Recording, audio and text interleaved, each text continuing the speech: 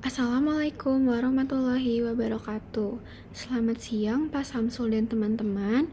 Perkenalkan, nama saya Siza Alista Suberto dari kelas 11-4, absensi 35. Pada kesempatan kali ini, saya akan menjelaskan tentang materi sejarah yang berjudul Mobilitas Sosial, Sentimen Rasial, dan Dampak dari Politik. Pengertian dari mobilitas sosial adalah proses perpindahan individu atau kelompok dalam hierarki sosial yang mencakup perubahan status atau posisi dalam struktur masyarakat dari waktu ke waktu.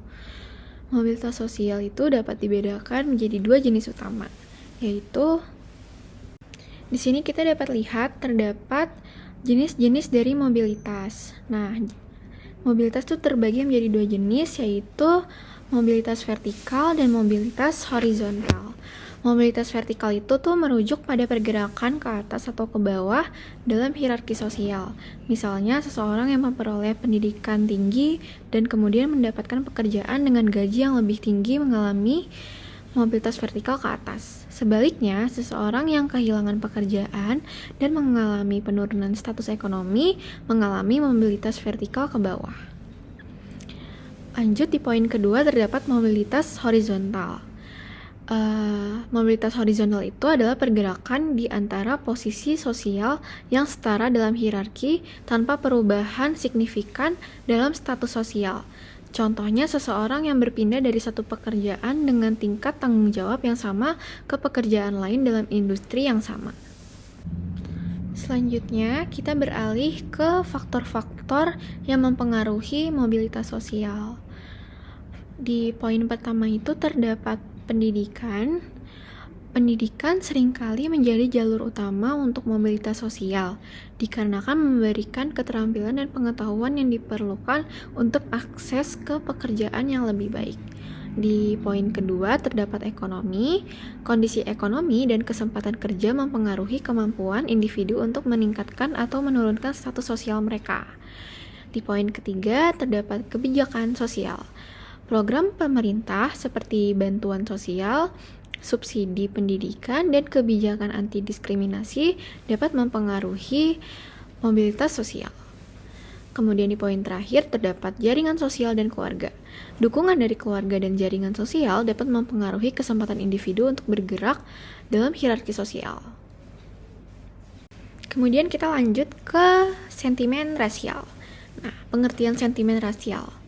Sentimen rasial merujuk pada perasaan, sikap, dan pandangan yang berkaitan dengan ras atau etnis tertentu.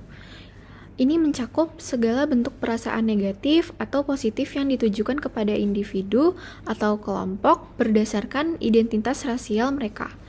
Sentimen rasial dapat berbentuk prasangka, stereotip, atau kebencian dan seringkali mempengaruhi interaksi sosial, kebijakan publik, dan dinamika kekuasaan dalam masyarakat. Kemudian kita lanjut ke kategori-kategori dari sentimen rasial. Nah, sentimen rasial ini dibagi menjadi 3 kategori, yaitu rasisme terbuka, rasisme terselubung, dan terakhir stereotip rasial. Nah, rasisme terbuka itu adalah perilaku atau sikap yang secara eksplisit mengekspresikan keunggulan atau interioritas ras tertentu. Misalnya, tindakan diskriminatif yang terbuka atau ujaran kebencian. Nah, di poin kedua ini terdapat rasisme terselubung. Pandangan atau sikap yang tidak selalu tampak secara langsung tetapi mempengaruhi perilaku dan keputusan, seperti bias, tidak sadar, atau stereotip. Nah, yang terakhir, di poin terakhir itu terdapat stereotip rasial. Asumsi atau generalisasi tentang karakteristik tertentu dari kelompok rasial yang seringkali tidak akurat dan mengabaikan keragaman individu dalam kelompok tersebut. Nah, kita lanjut nih, bagaimana sih sentimen rasial itu bisa muncul? Nah, sentimen rasial itu dapat muncul dari berbagai faktor, yaitu sejarah dan warisan budaya. Nah, sejarah panjang penindasan atau dominasi rasial dapat membentuk pandangan masyarakat terhadap kelompok tertentu. Pengalaman kolonialisme, perbudakan, atau segregasi sering meninggalkan jejak dalam bentuk sentimen rasial yang terinterelasi. Di poin kedua ini terdapat politik dan kebijakan publik. Nah, kebijakan publik atau retorika yang menghasut atau mengeksploitasi isu rasial untuk keuntungan politik dapat memicu atau memperburuk sentimen rasial. Politisi atau kelompok tertentu mungkin menggunakan isu rasial untuk meraih dukungan atau mengalihkan perhatian dari masalah lain. Di poin ketiga terdapat ekonomi dan ketidaksetaraan sosial. Ketidaksetaraan ekonomi atau kesempatan dapat menciptakan ketegangan rasial. Ketika sumber daya langka atau peluang terbatas, kelompok tertentu mungkin merasa terancam atau tertekan sehingga memicu sentimen rasial. Nah, kita lanjut ke dampak-dampak dari politik. Nah, dampak politik itu sangat luas dan dapat mempengaruhi berbagai aspek kehidupan masyarakat dan negara. Berikut terdapat 6 poin beberapa dampak politik secara mendalam. Di poin pertama terdapat kebijakan publik dan regulasi. Politik menentukan arah kebijakan publik dan regulasi yang mempengaruhi hampir setiap aspek kehidupan sehari-hari. Kebijakan ini mencakup berbagai bidang seperti pendidikan, kesehatan, lingkungan, dan ekonomi. Kebijakan yang baik dapat meningkatkan kesejahteraan masyarakat dan mempromosikan keadilan sosial. Sementara kebijakan yang buruk dapat memperburuk ketidaksetaraan, merusak lingkungan, atau menurunkan kualitas layanan publik. Di poin kedua, terdapat stabilitas sosial dan ekonomi. Stabilitas politik seringkali berhubungan langsung dengan stabilitas sosial dan ekonomi. Pemerintahan yang stabil cenderung menciptakan lingkungan yang kondusif untuk pertumbuhan ekonomi, investasi, dan pembangunan sosial. Sebaliknya, ketidakstabilan politik seperti konflik, korupsi, atau perubahan kebijakan yang drastis dapat menyebabkan ketidakpastian ekonomi, pengurangan investasi, serta kerusakan sosial. Di poin ketiga, terdapat keadilan sosial dan hak asasi manusia.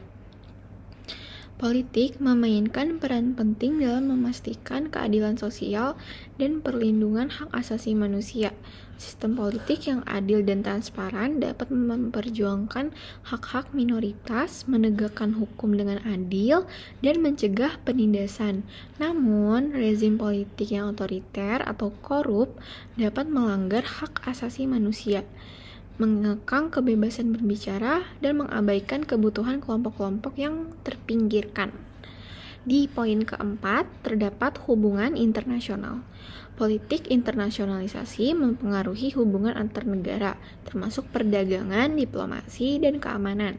Kebijakan luar negeri yang efektif dapat memperkuat hubungan internasional, membuka peluang perdagangan, dan meningkatkan keamanan. Namun, kebijakan yang buruk atau konfrontatif dapat menyebabkan ketegangan, konflik, atau isolasi internasional. Kemudian, di poin kelima ini terdapat kesehatan masyarakat. Kebijakan politik yang mempengaruhi kesehatan masyarakat melalui peraturan kesehatan, akses ke layanan medis, dan penanggulangan krisis kesehatan.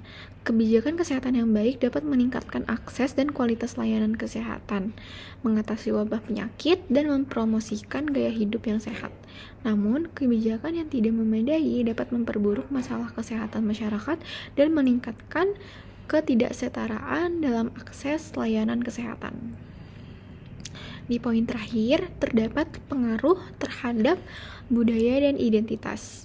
Politik dapat mempengaruhi budaya dan identitas nasional melalui kebijakan pendidikan, media, dan dukungan terhadap seni dan budaya.